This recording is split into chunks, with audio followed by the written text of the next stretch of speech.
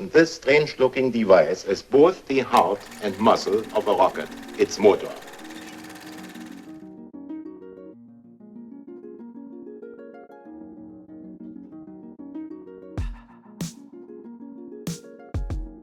At the moment, the Mavic Pro is the smallest, most capable drone on the market. If you purchased the Fly More combo, you might have noticed that the 1980s bag, which comes with the package, is a tight fit at best. That's right, the Fly More combo bag can't carry the Fly More combo. Enter the Lowepro Fastpack 150 AW2. This is what I use for my Mavic for most shoots. It allows me to carry everything from the Mavic Pro Fly More combo, as well as most of all of my action cams and various chargers and accessories. I have broken up the pack into two main sections. The main compartment carries everything from the Fly More combo, and the top half carries 3 GoPros and all of the various dongles, cables, mounts, chargers. Let's take a look how I've set this up and how much it can actually fit. As with all camera backpacks, they come with these padded separators with velcro on each end. I took 2 of the separators and flipped them sideways to make a mini shelf when the backpack is sitting sideways. This allows me to maximize the space inside the pack, where I can put the controller inside the empty space above the quad. There's no pressure that's put on the props when the bag is turned upright and on my back. So even though the Fastpack 150 is smaller than an average backpack, it can still carry a decent amount. Let's break it down and see what else is in the pack.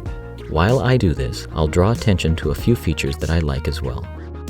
I wish DJI would have included something like this. It protects your sticks and your screen from possible damage when inside any pack.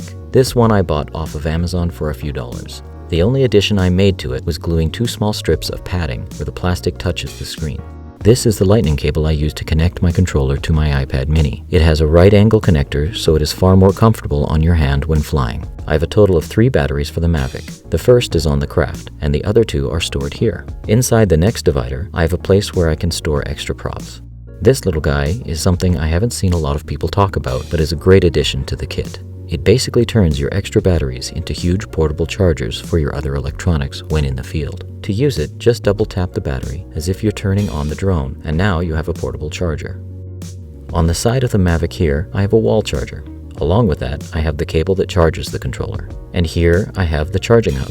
Besides the drone itself, it is my favorite part of the package. It allows you to connect up to 4 batteries and charge them sequentially. While charging them all at the same time would be nice, this is the next best thing. There have been countless times I've forgotten to charge the next battery in line, which meant the ordeal took far longer than it needed to. With this, I just plug them all in and it goes through them one by one without me having to do anything.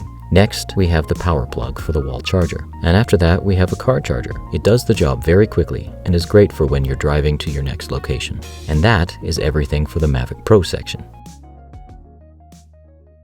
Next, let's go to the shallow pocket on top of the Mavic section. Being that it is pretty shallow, I keep things like microfiber cleaning cloths for cleaning lenses, including getting rid of the bug guts off the GoPros after a ride. I also have a small portable iPhone charger. It has come in handy in a pinch a few times on the road in the past. Next, I have all of my extra batteries that I use for the various models of GoPros I have in this pack.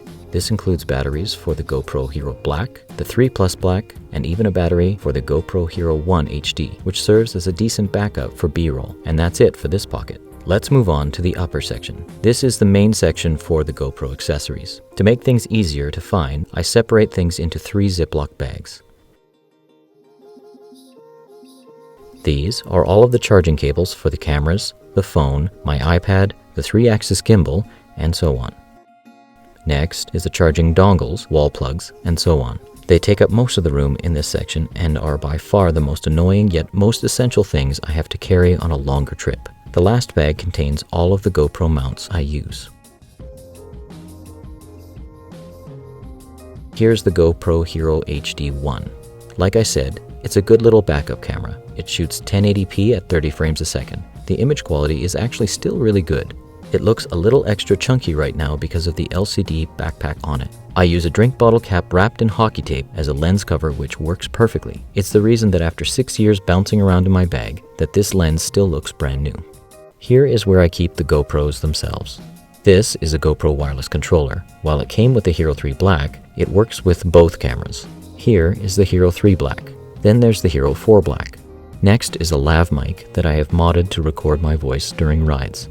There is also some LCD cleaner. Lastly, this is something that has come in very handy over the years. It's just a strip of double-sided Velcro. I often use it to affix the remote controller to my bike or my wrist. And as you can see, the controller has a spot where I can thread it through to make a strap. Now let's spin the pack around to the other side. There is a long zipper that goes along the entire length of the pack. When opened, you can see a location for a laptop and a tablet. Spinning to the other side, there is a pouch with a strap to hold a tripod. In my case, I have a small Gorilla Pod and a 3-axis handheld gimbal.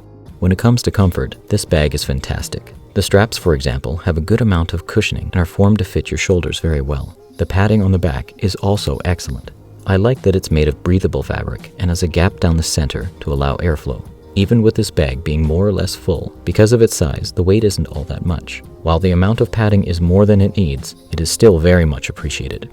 The last feature I want to touch on is the built-in rain cover. This feature can be found on several of the Lowepro models. Being that it's attached on one side makes it easier to pull the cover over your bag when needed and tuck away when not. It only takes a few seconds to slip it over the pack. Barring jumping into a lake, it should keep your contents dry and protected. I have tried rain covers on the bike in the past, and they have held up to more than generous speeds without slipping off. The only gripe I have with this feature is that mine rounds off the bottom of the pack, which makes it difficult to stand it upright when I set it down. It's a minor annoyance that the rest of the features on this pack more than make up for. I hope this has been useful to you, as well as how it can be organized to optimize space and usability. If you have any questions, please post them in the comments below, and I will be sure to answer them. Thanks for watching.